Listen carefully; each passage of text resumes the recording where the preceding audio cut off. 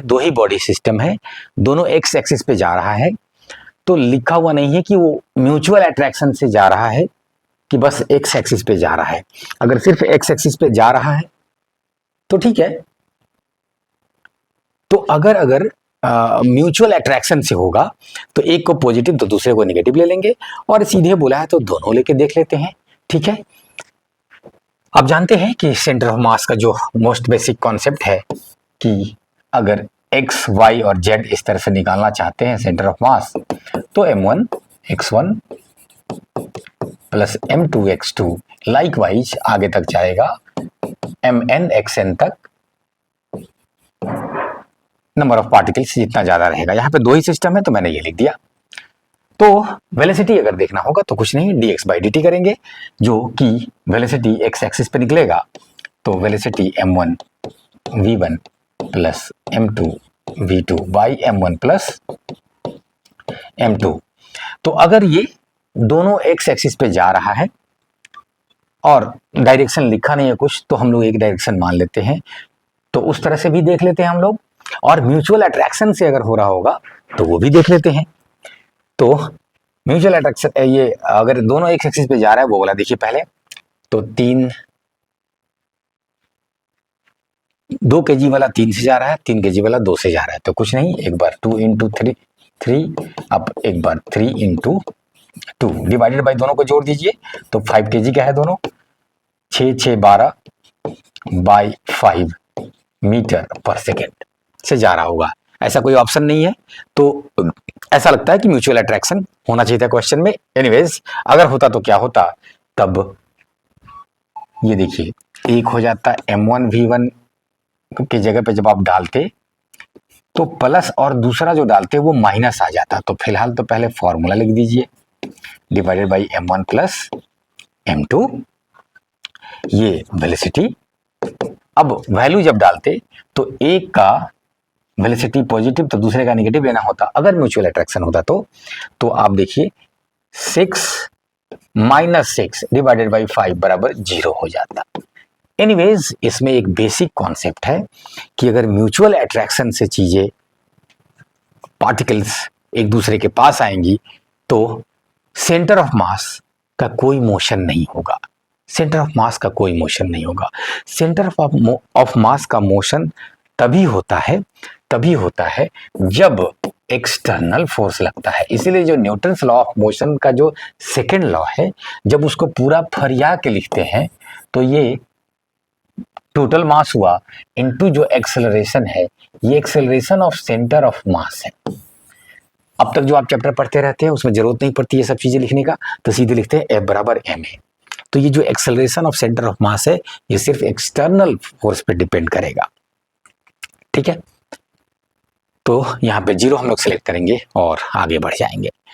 Anyways mutual attraction नहीं लिखा है तो कोई ये कह सकता है कि सर नन ऑफ दीज भी हो सकता है, तो जब डायरेक्शन वगैरह कुछ लिखा नहीं है तो हम लोग म्यूचुअल को ही पहले लेके बढ़ेंगे आगे। Centre of mass of a body,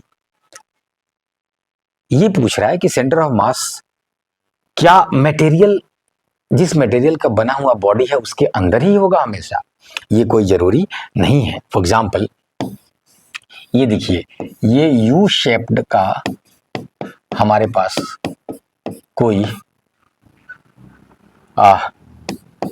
device है, मेटल का बना हुआ मान लीजिए, तो आप सेंटर ऑफ मास देखिए इनका इस बीच में कहीं आएगा, यहां पे आएगा सेंटर ऑफ मास, तो ये तो बॉडी के बाहर हो गया। ठीक, इसलिए हमेशा अंदर हो जरूरी नहीं है, लेकिन ये उसके डिस्ट्रीब्यूशन ऑफ मास पे डिपेंड करेगा। वहीं अगर पेंसिल है तो कहीं पे बीच में होगा, तो अंदर ही होगा पेंसिल के। ठीक, कोई स्फेयर है तो इसके अंदर ही होगा, लेकिन वही अगर रिंग है, स्फेयर है तो इनसाइड है, लेकिन अगर रिंग है तो रिंग में इस तरह से मास डिस्ट्रीब्यूटेड है। ठीक है, और उस मास का डिस्ट्रीब्यूशन के अंदर नहीं है सेंटर ऑफ मास, उसके बाहर है सेंटर पे ही, लेकिन वो सेंटर उसके बॉडी के बाहर है। तो अंदर या बाहर दोनों हो सकता है सेंटर ऑफ मास, जनरली अंदर होता है, ये एक इंपॉर्टेंट है बात है। नेक्स्ट क्वेश्चन में पूछ रहा है 3 identical metal balls radius R है, रखा गया है उनको और उनके सेंटर को ज्वाइन कर लिए, तब उनका सेंटर ऑफ मास बताइए। अच्छा, ये देखिए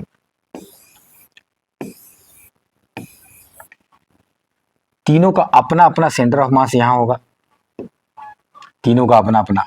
जब उनको हम जोड़ेंगे तो ट्रायंगल बनेगा, और इनका सेंटर ऑफ मास कहाँ होगा तो दिखाई दे रहा होगा ये बीच में, बेसिकली ट्रायंगल जो मैंने बनाया है उसके हिसाब से थोड़ा सा ये साइड आ जा रहा है, बीच में होगा।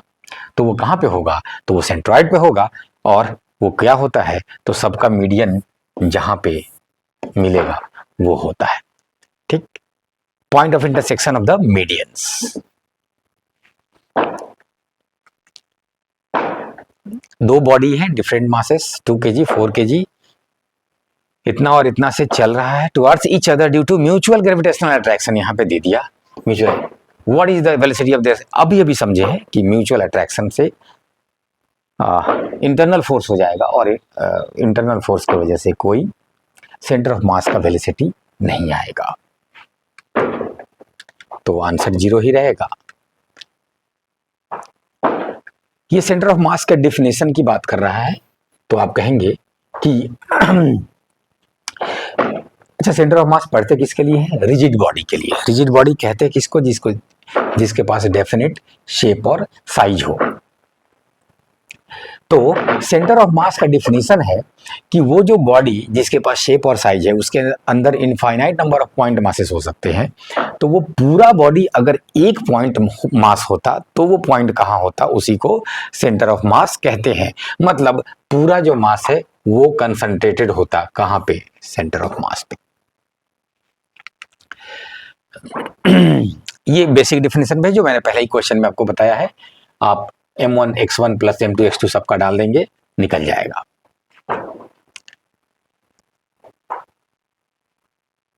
हाँ देखिए ये एग्जांपल्स देके पूछ रहा है किसमें आउटसाइड द बॉडी हो जाएगा, तो पेंसिल में तो अंदर है, अभी अभी चर्चा हुई थी। शॉर्ट पुट मतलब एक गोला हुआ, तो गोला के अंदर ही सेंटर ऑफ मास रहेगा। डाइस जो आप लूडो छक्का खेलते हैं मान लीजिए, तो मतलब वो क्यूब है, क्यूबॉइड है, व्हाटएवर, तो उसके अंदर ही होगा। लेकिन बैंगल एक रिंग हो गया, चूड़ी, तो इसके मटेरियल के बाहर है उसके सेंटर पे लेकिन मटेरियल के बाहर है। Centre of mass of the body depends on the choice of coordinate system, independent of the choice of coordinate system may और मे नॉट डिपेंड। देखिए सेंटर ऑफ मास किसी बॉडी का जहां है वहां है। फॉर एग्जांपल कोई स्फीयर है तो उसके सेंटर पे है, तो वो सेंटर पे ही रहेगा। आप चाहे जहां से देखिए वो जहां है वही रहेगा। हाँ, आप अगर अलग अलग जगह से कोऑर्डिनेट सिस्टम में कुछ अलग अलग जगह से अलग अलग पॉइंट से देखेंगे तो आप अलग अलग दूरी ले लेंगे, वहां से कितना दूर है तो वो बिल्कुल अलग बात है। लेकिन इनका जो अपना डिस्ट्रीब्यूशन था मास का वो वही है, और सेंटर ऑफ मास डिपेंड करता है डिस्ट्रीब्यूशन ऑफ मास पे, डिस्ट्रीब्यूशन ऑफ मास पे। तो कोऑर्डिनेट सिस्टम से ये फ्री है, वो जहां है वहां रहेगा चॉइस ऑफ कोऑर्डिनेट सिस्टम से मतलब नहीं है। The centre of mass of A system does not depend on, देखिए मास पे डिपेंड करेगा कितना मास है। एक मिनट, हाँ ये m1 r1 ले रहे हैं, m1 x1 लिए हैं सब, तो मास पे डिपेंड कर रहा है। मास कितना दूर है इस बात पे डिपेंड करेगा, मतलब डिस्ट्रीब्यूशन पे। लेकिन उनके बीच फोर्स क्या लग रहा है उससे कोई मतलब नहीं है।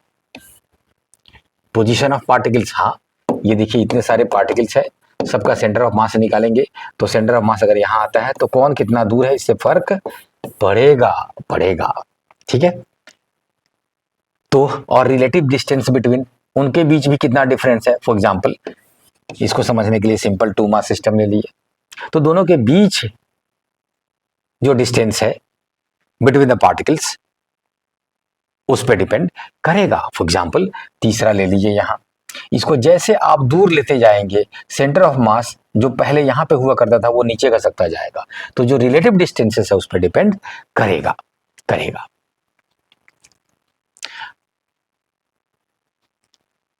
ये सिर्फ ये जानने की कोशिश कर रहा है कि आप इस बात को समझते हैं कि नहीं, कि अगर कोई भारी मास है, कोई छोटा मास है, तो जो भारी है सेंटर ऑफ मास उसके नजदीक होगा, क्योंकि इनका m1 x1 बैलेंस करेगा अगर इनके m2 x2 को, तो m1, ठीक है, अगर सेंटर ऑफ मास से x1 और x2 दूरी ले रहे हैं सेंटर ऑफ मास से, तो ये दोनों बैलेंस करेगा एक दूसरे को।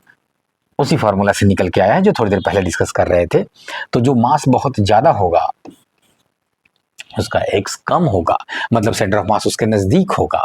तो इस तरह से जो टू मास सिस्टम है उसमें देखने का ये बहुत अच्छा तरीका है कि जो सेंटर ऑफ मास है की जो दूरी है उस बॉडी से वो इनवर्सली प्रोपोर्शनल होता है उस बॉडी के मास के। ठीक, तो पास वाले का होगा, जो ज्यादा भारी होगा सेंटर ऑफ मास उसकी तरफ होगा। ठीक है,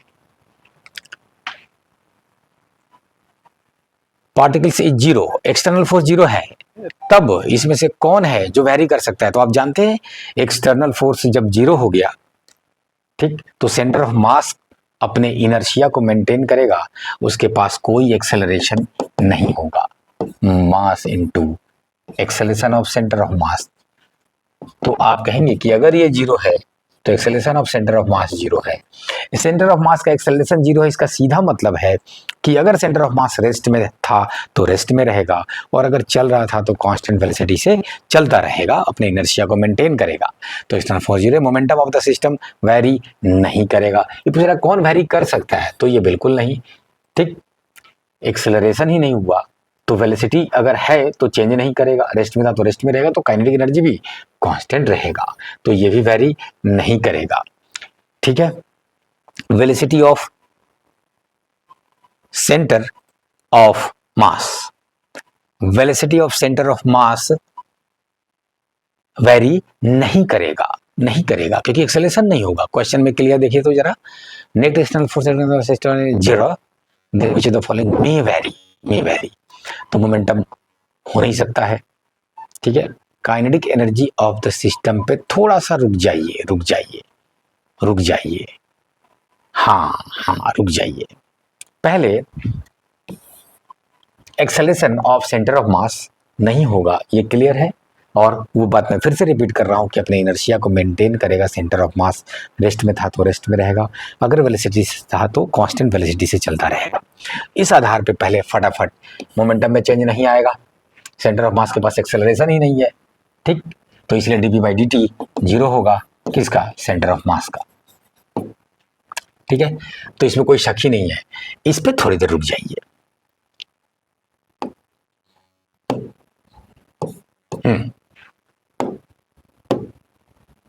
यहां ये वेलोसिटी चेंज नहीं करेगा, अगर था तो वही बना रहेगा, और अगर जीरो था तो जीरो ही रहेगा। Position of the centre of मास, उसके चलने नहीं चलने से क्या मतलब है, वो तो मास के डिस्ट्रीब्यूशन से मतलब है, वो जहां था वहीं बना रहेगा। ठीक है, तो position of the centre of मास जो है वो बना रहेगा, तो ये भी वैरी नहीं करेगा। काइनेटिक एनर्जी वाली बात, अगर इंटरनल फोर्स से पार्टिकल्स मूव करने लगे, ठीक है, तो आपने एक्सटर्नल फोर्स जीरो रखा है तो सेंटर ऑफ मास जहां था वहीं रहेगा। फॉर एग्जांपल जरा देखिए, ये m1 m2 है, ये दोनों पहले रेस्ट में था। ठीक, अब दोनों म्यूचुअल अट्रैक्शन से, फॉर एग्जांपल ग्रेविटेशनल अट्रैक्शन से दोनों एक दूसरे के पास चलने लगे। ठीक है, या अपोजिटली चार्ज होंगे तो भी पास चलने, वॉट एवर, म्यूचुअल अट्रैक्शन से चलने लगे। अब चलने लगे तो इनके पास काइनेटिक एनर्जी आया, इनके पास भी काइनेटिक एनर्जी आया, सेंटर ऑफ मास जहां था वहीं रहा, उससे कोई दिक्कत नहीं है। ये सारे नियम को फॉलो करते हुए काइनेटिक एनर्जी चेंज हो गया, पहले जीरो था अब कुछ आ गया, तो काइनेटिक एनर्जी बदल सकता है। ठीक, आप कहेंगे सर ये क्या हो गया? कुछ नहीं हुआ, पहले जो पोटेंशियल एनर्जी था उसमें से लॉस हुआ, अट्रैक्शन से एनर्जी रिलीज होता है। ठीक, तो जो पोटेंशियल एनर्जी लॉस हुआ वो कहां दिखेगा? तो पार्टिकल के काइनेटिक एनर्जी में। तो काइनेटिक एनर्जी बदल सकता है, ये ब्यूटीफुल क्वेश्चन। ये एक बार फिर से रिपीट हो गया है उस तरह के question. Sum of moments of all the particles in system about the centre of mass is always zero. ये ऑलवेज जीरो होना होगा। जरा देखिएगा, कोई सेंटर ऑफ मास यहाँ है किसी 4 सिस्टम ऑफ पार्टिकल्स का, मान लीजिए ले लिए, तो देखिए जितना निगेटिव इधर का एक्स होगा, इधर का पॉजिटिव एक्स होगा, सबका ले दे के पहले मोमेंट का मतलब क्या हुआ, मोमेंट ऑफ मास। देखिए किसी भी नाम में मोमेंट लग जाए तो मतलब समझ लीजिए उसको पोजीशन वेक्टर से मल्टीप्लाई किया जा रहा है, पोजीशन वेक्टर से। फॉर एग्जांपल यहाँ पे देखिए मास में लग गया तो m1 x1, m2 x2, इस तरह से। तो इस तरह से अगर आप जितने भी पार्टिकल मिलके सिस्टम ऑफ पार्टिकल्स बना रहे हैं और उनका सेंटर ऑफ मास से आप लेंगे, ये बहुत ब्यूटीफुली यहां से दिख जाएगा आपको। जब मोमेंट्स लेंगे पोजीशन वेक्टर के हिसाब से, तो m1 m2 अगर ले रहे हैं तो x1 जो है, ठीक है, इधर और x2 इधर। तो जरा देखिए क्या होगा,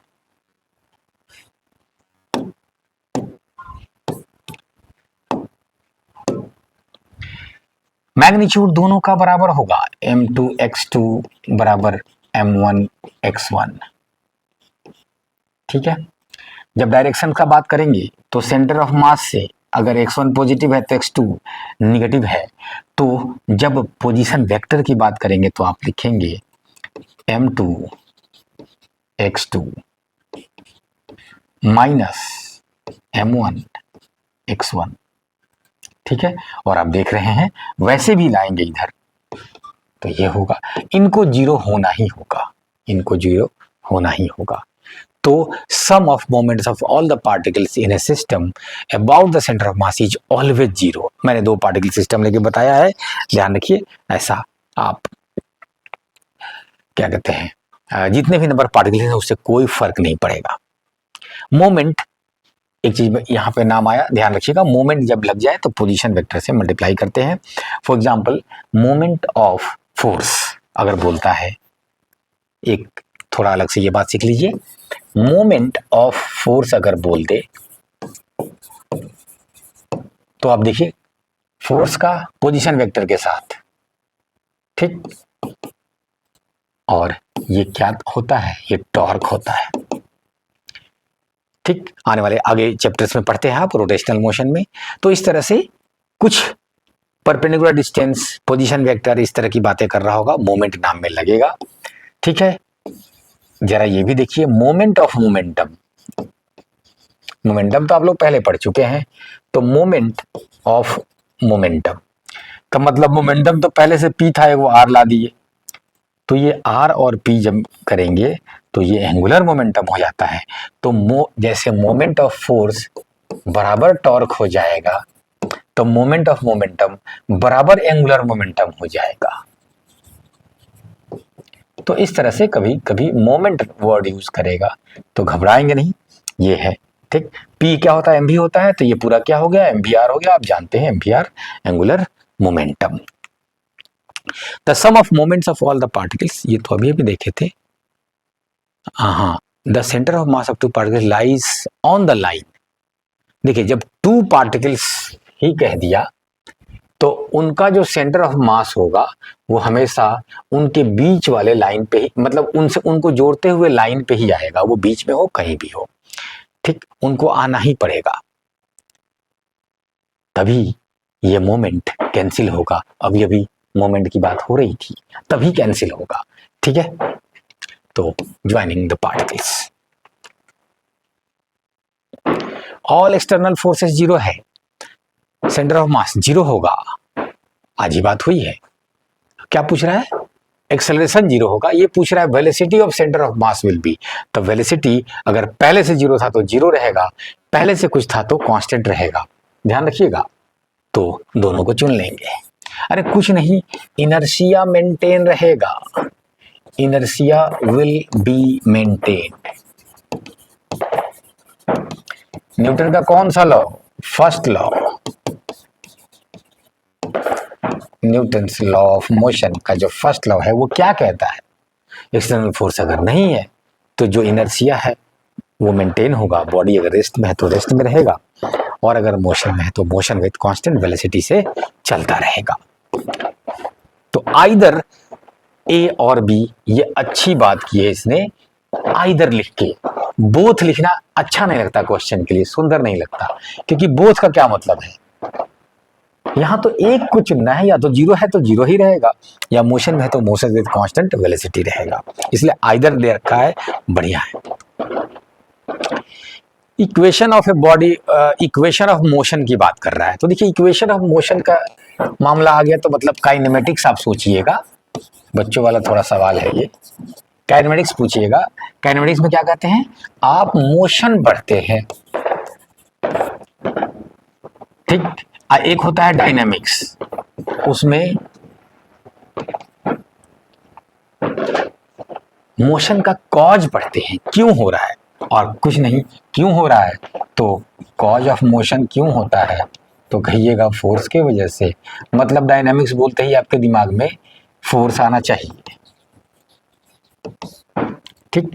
काइनेमेटिक्स में मोशन पढ़ते हैं, मोशन में क्या पढ़ते हैं? डिस्टेंस, डिस्प्लेसमेंट, वेलोसिटी, एक्सेलरेशन, ये सब चीजें पढ़ते हैं, कारण नहीं जानना चाहते हैं उसका, ठीक। तो उससे जो रिलेटेड इक्वेशंस बनता है उनको इक्वेशन ऑफ मोशन कहते हैं, ठीक है। और देखिए, तो सबसे पहले तो फोर्स लेना नहीं है, तो ये गया, ये गया। मोमेंटम का रिश्ता भी फोर्स से है, फोर्स से है। मोमेंटम का मामला भी आता ही आप डायनामिक्स की बात करने लगते हैं, तो ये भी गया, v बराबर u plus A T. Third of motion, action and reaction. अच्छा, थोड़ा सा उसके बारे में चर्चा कर ले। एक्शन रिएक्शन पेयर से आप क्या समझते हैं? एक्शन रिएक्शन पेयर, पेयर देखिए, जो शर्तें हैं कहलाने के लिए, वो उसमें से एक शर्त भी अगर फेल होगा तो एक्शन रिएक्शन पेयर नहीं कहेंगे। थोड़ी सी ये बात एक जगह हम लोग कवर कर ले। Equal in magnitude,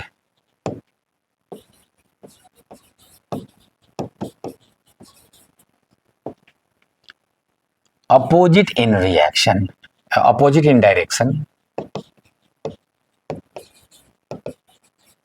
opposite in direction, दोनों अलग अलग बॉडी पे लगेगा, एक्ट्स ऑन डिफरेंट बॉडीज। और अंत वाला अक्सर आप लोग नहीं ध्यान रखते हैं, ध्यान रखिएगा, दोनों का नेचर सेम होना चाहिए। मतलब एक ग्रेविटेशनल है तो दूसरा भी ग्रेविटेशनल, एक अगर कांटेक्ट फोर्स है तो दूसरे को भी कांटेक्ट फोर्स होना होगा, नेचर सेम होना होगा, तब आप एक्शन रिएक्शन पेयर कहेंगे। तो इतना जब बातें आप ध्यान रखेंगे, तो ये तो छोटी सी बात पूछ रहा है, खाली बता दीजिए उसके बारे में एक आध कैरेक्टर लेके। Always act on the same body हो गया गड़बड़। डिफरेंट बॉडीज पे काम करेगा, हाँ। अपोजिट डायरेक्शन होगा, हाँ। तो दूसरा तो बिल्कुल सही हो गया। सेम डायरेक्शन बोल रहा है तो तीसरा गलत हो गया।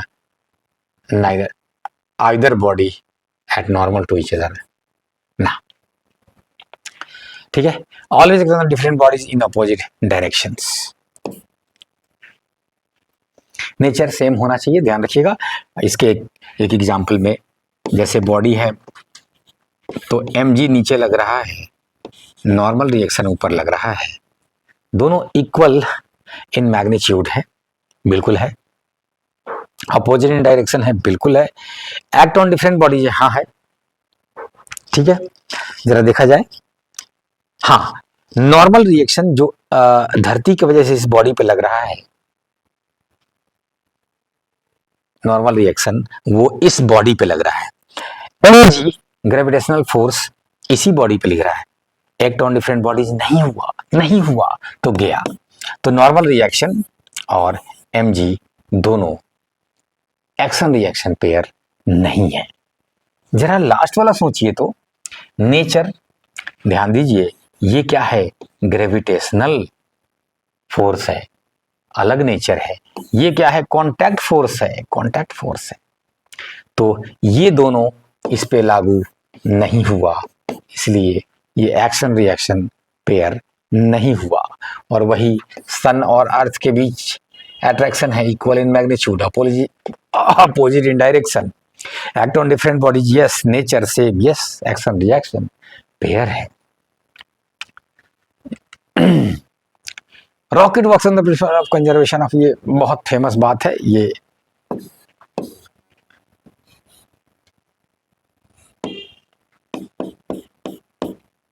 नीचे हॉट गैसेस को मारेगा, नए मोमेंटम गैसेस के पास आ रहे हैं, और कंजर्वेशन ऑफ मोमेंटम कहता है कि दोनों को मिला के नेट फोर्स, बाहर से तो मैंने कुछ दिया नहीं, तो इनका मोमेंटम कंजर्व रहना होगा। अगर हॉट गैसेस के पास नीचे की तरफ मोमेंटम आ रहा है तो उसको बैलेंस करने के लिए बाकी रॉकेट को ऊपर की तरफ मोमेंटम लाना ही होगा।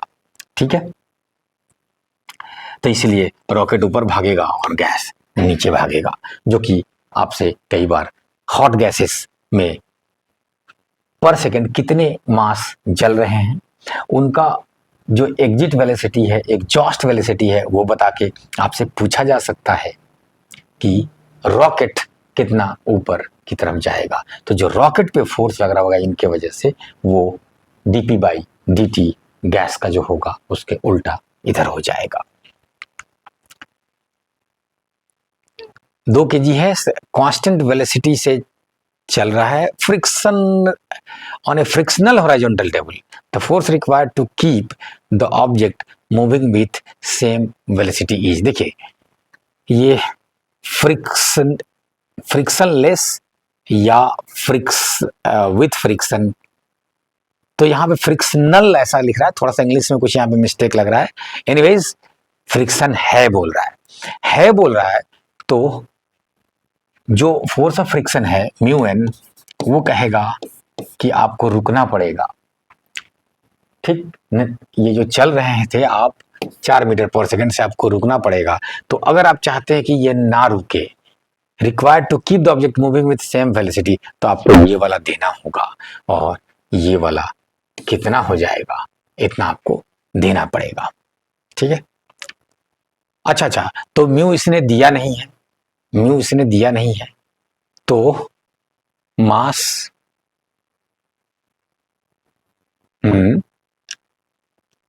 और वेलोसिटी दे रहा है, और फोर्स ऑफ फ्रिक्शन हमने मान लिया कितना है। तो ये जो कोई डेटा मिसिंग लग रहा है क्या, 2 kg sliding with constant velocity जा रहा है, the force required to keep the object moving with same velocity is. देखिए ये फ्रिक्शन लेस होना चाहिए था क्वेश्चन में, वो तो लग ही रहा था, क्योंकि और डेटा कुछ दे नहीं रहा है। तो जब दे नहीं रहा है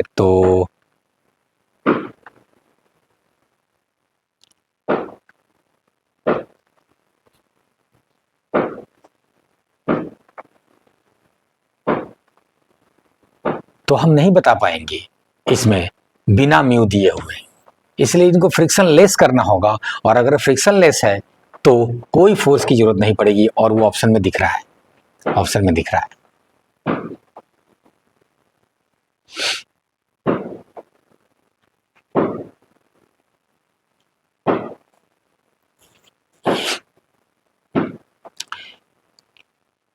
चलिए बढ़ते हैं आगे। A water tanker filled up to 2/3 of its height is moving with a uniform speed on sudden application of brakes. ये थोड़े न्यूटन्स लॉ के कुछ क्वेश्चन है। Water in the tank would, देखिए अगर पहले से इधर जा रहा था और ब्रेक लगाया तो जो पानी था ये ऊपर की तरफ भाग जाएगा, ऐसे हो जाएगा। और कुछ नहीं, ये उस कॉन्सेप्ट पे है कि स्यूडो फोर्स किधर लगता है। तो एक तो स्यूडो फोर्स तब लगता है जब जिस फ्रेम में बॉडी रखा गया है वो फ्रेम ही एक्सेलरेट करने लगे, जैसे कि लिफ्ट की बातें होती रहती है आपसे, अभी अभी रॉकेट की बात हो रही थी। तो इन सब में अगर रॉकेट एक्सेलरेट कर रहा है तो उसके अंदर जो एस्ट्रोनॉट है वो स्यूडो फोर्स फील करेगा। झूला झूल रहा है तो सर्कुलर मोशन हो रहा है, अगर तो सर्कुलर मोशन में जो केबिन लगा हुआ है झूला में वो एक नॉन इनर्शियल हुआ। तो नॉन इनर्शियल फ्रेम जहां जहां होगा वहां पे स्यूडो फोर्स का कॉन्सेप्ट आ जाएगा। और स्यूडो फोर्स किधर लगेगा, तो आप कहेंगे कि स्यूडो फोर्स जो है वो होता है ma, जहां ये मास ऑफ बॉडी होगा और a acceleration of the frame होगा, और किधर लगेगा, तो एक्सेलरेशन ऑफ द फ्रेम के अपोजिट लगेगा, तो -ma लगेगा। उसी पे ये आधारित क्वेश्चन था।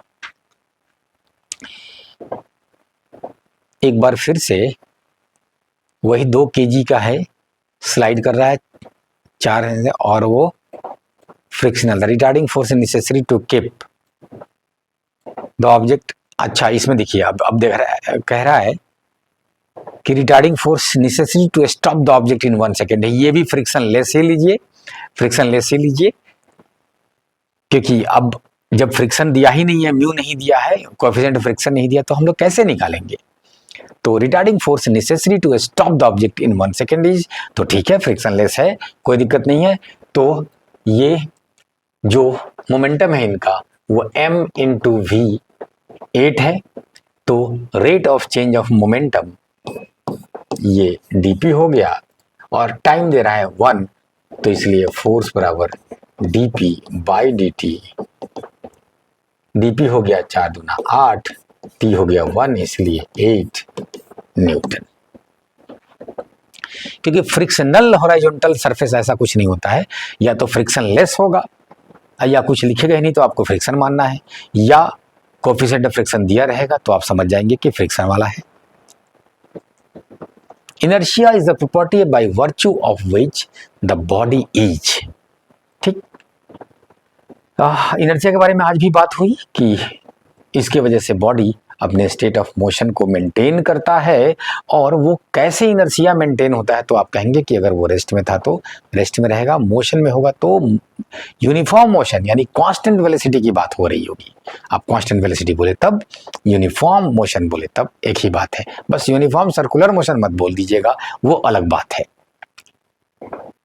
तो पढ़ा जाए यहाँ, unable to change by itself the state of rest only, नहीं मोशन ओनली नहीं, दोनों state of uniform linear motion only नहीं, unable to change by itself the state of rest and of uniform linear motion. Passengers standing in a bus are throne outwards, अभी झूला की बात हो रही थी, वही वाली बात थी, तो वो क्यों बाहर फेंका रहा है, तो आप कहेंगे कि सर स्यूडो फोर्स लग रहा है। ये स्यूडो फोर्स क्यों लगता है, ये उस पे क्वेश्चन पूछ रहा है। वो बॉडी जो उस फ्रेम में है वो अपने इनर्शिया को बनाए रखता है, बनाए रखना चाहता है। फॉर एग्जाम्पल, झूला कह रहा है कि तुम सर्कुलर मोशन में चलो, और आपका बॉडी कह रहा है कि मेरे पास वेलोसिटी है, तो हम क्यों घूमे, हम सीधा जाएंगे, घूमने का मतलब एक्सेलरेशन होगा, ठीक है। तो ये सीधा जाना चाह रहा होगा और झूला ऐसे घूम गया, तो ऐसा उसको फील होगा कि हम बाहर फेंका रहे हैं। तो वो स्यूडो फोर्स इसी वजह से तो स्यूडो है, झूठा है, कि ये सचमुच का फोर्स नहीं होगा, वो अपने इनर्शिया के वजह से अपने स्टेट को मेंटेन करना चाहता है। ये वो वाली बात थी।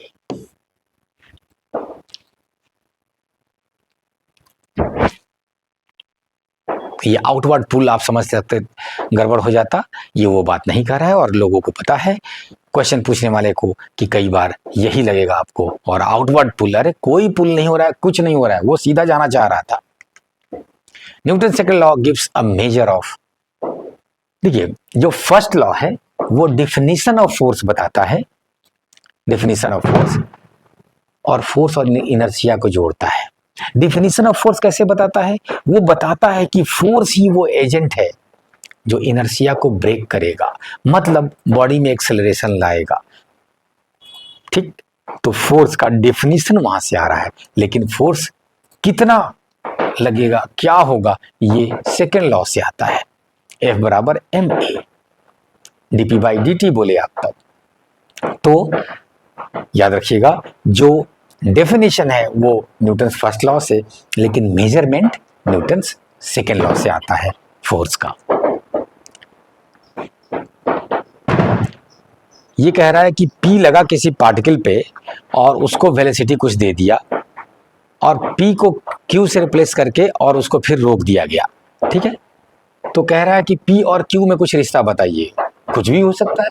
फॉर एग्जाम्पल, ये V वेलोसिटी तक गेन करना था, ठीक है, तो कोई ये P अगर बहुत तेज होगा तो जल्दी ही भी पहुंच जाएगा। अब फिर इसको जीरो लाना था, यहाँ भी जीरो था, यहाँ भी जीरो था, तो अगर हो सकता है वो कमजोर फोर्स हो तो यहाँ लाके जीरो करेगा, ठीक, और मजबूत होगा तो जल्दी ही जीरो कर देगा। तो दोनों फोर्स अलग अलग हो सकता है। ग्राफिकली देखिए इसको, तो वेलोसिटी को जीरो से भी पहुंचना है और फिर जीरो आना है,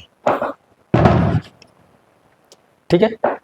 तो ये कोई जरूरी है कि दोनों तरफ का जो स्लोप है वो मैग्नीट्यूड में बराबर हो, ये कोई जरूरी नहीं है। ये हमको v वेलोसिटी चाहिए, v वेलोसिटी चाहिए, तो आप ऐसे करके ऐसे भी कर सकते हैं। ये देखिए, इसमें बोलिए कौन वाला फोर्स मजबूत होगा? पहला वाला मजबूत होगा, P बहुत पहला वाला कमजोर होगा, पहला वाला ना, क्योंकि कम एक्सेलरेशन है, आराम से इतना देर के बाद इसको वो स्पीड मिल रहा है, ठीक, और जल्दी ही रोक दिया, तो यहाँ पे आप कहेंगे P कमजोर है Q से, ठीक, और उसी तरह से तुरंत स्पीड पा लिया और रोका धीरे धीरे, ठीक है, स्पीड वही भी मिला, तो आप कहेंगे यहाँ पे P मजबूत है Q से, तुरंत एक्सेलरेट कर दिया। तो इस तरह से कुछ भी हो सकता था, ग्राफ पे हम लोगों ने देखा। तो इसी के साथ डिस्कशन आज का रुकता है, और हम लोग इस तरह से और छोटे छोटे डिस्कशन से लेते आएंगे और टॉपिक वाइज वीडियोस मिलते हैं अगले वीडियो में। Thank you.